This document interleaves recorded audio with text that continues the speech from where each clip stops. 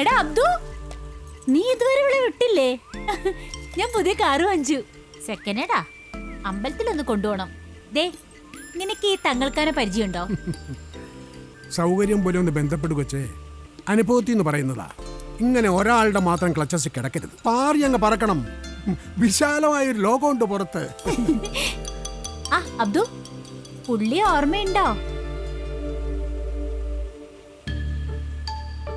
കുറേ ദിവസം ഇത് ക്ലിയർ ചെയ്യണമെന്ന് വിചാരിച്ചിരുന്ന സമയം കിട്ടിയില്ല. ശരിക്കും അച്ഛനത് എവിടെ നിന്ന് കിട്ടിയത്? നിന്റെ അമ്മയുടെ അലമാരിയിൽ നിന്ന് അടിച്ചു മാറ്റിയത്. എല്ലാ സ്വത്തും എൻ്റെയും നിൻ്റെയും പേരിലല്ലേ കാലശേഷം അവൾ എഴുതി വച്ചിരുന്നത്.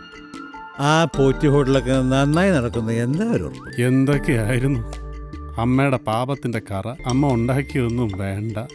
പോടാമ. നീയൊക്കെ അവസാന കാലത്ത് നോക്കുന്ന എന്താ ഒരു ഉറപ്പ്?